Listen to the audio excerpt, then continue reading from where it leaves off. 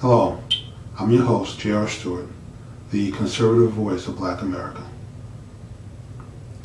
Mr. Charlie is a pejorative expression used within the black community to refer to an imperious white man. Today, we have Mr. Charlie in the Institute for the Advancement of Black Social Change, which is referred to as, or more commonly known as, the Revolution.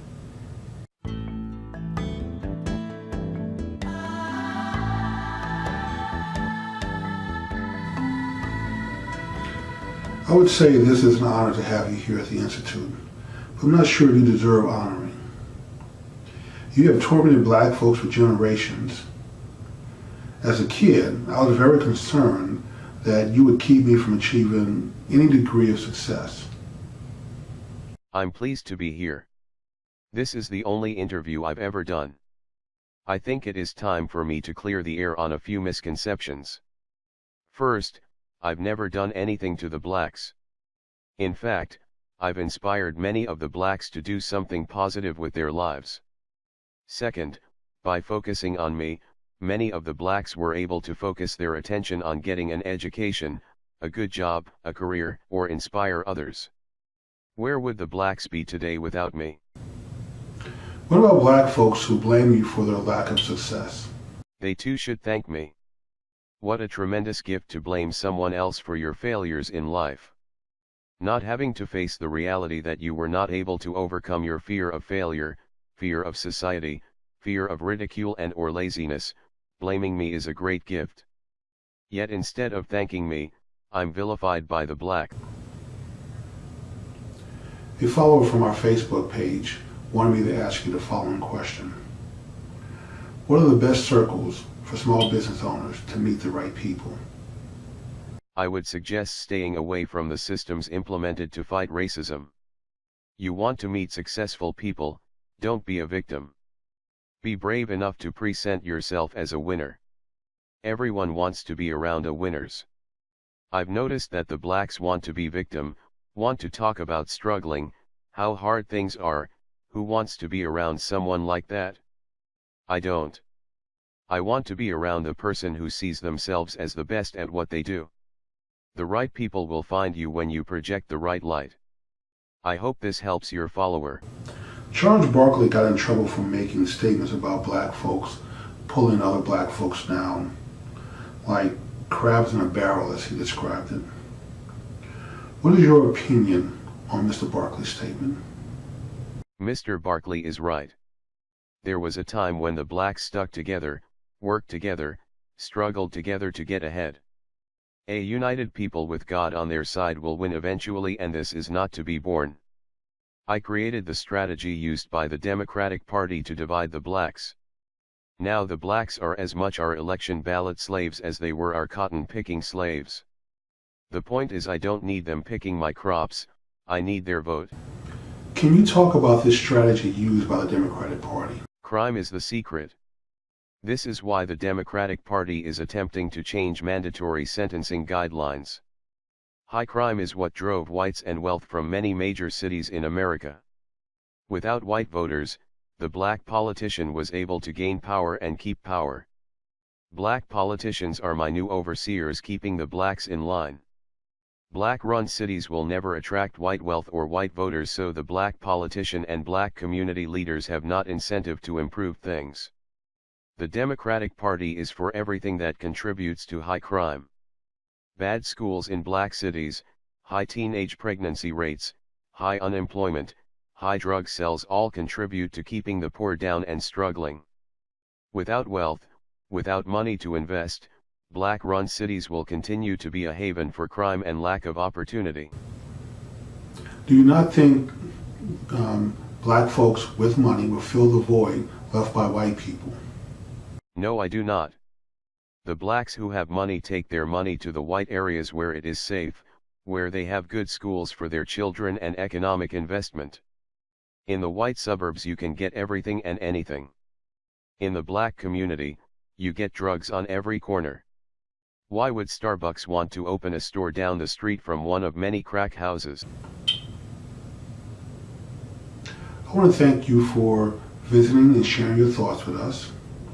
We here at the Revolution are working to undo your strategy that is being implemented by the Democratic Party. I'll give you the last word. What say you? You can work all you want, nothing is going to change. The blacks lack a basic knowledge of who their enemy is. They hate me but love my political party. They fear me, but trust my minions. My message of blame Republicans is in the schools and universities, in the churches, in the community organizations and in the media. The blacks believe I'm a Republican when I'm really a Democratic. How can your organization defeat me? The truth is you can't. Eventually you will grow tired, like many before you, and you will resign yourself to a quiet existence in a safe, clean white suburb, and you will accept my autocratic position over the blacks. And for my personal view about Mr. Charlie. Mr. Charlie is alive and well. We may not think of him anymore, we may not talk about him very much, but the reality is that he represents a viewpoint, and they have a strategy. Their view is that blacks are not equal to whites. That's always been the liberal Democrat strategy. And unfortunately, we have bought into this. You have heard here on the Revolution, at the Revolution Institute for Social Change, Black Social Change, we work hard to try to increase the level of understanding in the black community, to understand that the Democratic Party has worked against black folks since the very beginning. The party of slavery, the party of Jim Crow, the party of the Confederacy, the party of slavery, the party of the KKK, the party of separate but equal, the party of the black codes. The civil rights movement was fought against Democrats. Those were Democrats in Arkansas not wanting to integrate schools. It was Democrats in Mississippi saying you can't get into Ole Miss or University of Mississippi. Oh, my dead body. These are all Democrats. Eisenhower had to release the airborne to enforce the court orders to integrate the schools. He was doing that against Democrats, not Republicans. The Democrats have always been the enemy of black people. We just haven't been smart enough to realize it. Until now, yours truly is bringing you that information, the voice of Black America. We're going to open our awareness. We're going to improve our schools. They work against our schools, keep our kids with an inferior education. They've never ever, Democrats, slave owners have never ever wanted black people to know more than them. They still want you to be dependent. They want you to come to them for information. They want you to simply open your head up and let them pour what you need to know into it. They worked against us in jobs. Up until the mid-1930s, black men had the lowest unemployment rate in America. It was Democrats who conspired to take jobs away from black men. The same way they do now, except they're using illegal immigrants to take jobs away from black people now. There is a reason why we have the highest unemployment rate. We have the worst schools, highest dropout rate, highest teen pregnancy rate. And none of this seems to be getting any better. I don't care how much money we throw at it. Why? Because Democrats have put their minions, their sycophants, their truckles in place. You heard Mr. Charlie tell you. These are the overseers for the slave master to keep you in line. They have no interest whatsoever in fixing one thing. Not one iota in the black community has gotten better in the last 80 years. It continues to deteriorate and get worse. And that's by design. It has nothing to do with Republicans, the Tea Party, it has nothing to do with the Confederate flag. As far as I'm concerned, they can take all the Confederate flags down that were put up by Democrats, put them in a museum. Let people fly in their yards if they want. I don't care. But here's what I do care about. You want to talk about symbolism? Something like Woodrow Wilson? You have black kids who go to schools named after Woodrow Wilson. You liberals and progressives and Democrats, Obama and Hillary, praise Woodrow Wilson. Woodrow Wilson introduced segregation into the federal workforce. It took generations to undo what that man did. We had a society that was working toward being colorblind, doing its best to improve, especially at the federal level. Black people were getting jobs there, were being promoted, were being integrated into the federal workforce. Why? Because Republican administrations had implemented colorblind rules for hiring and promotion in the federal government.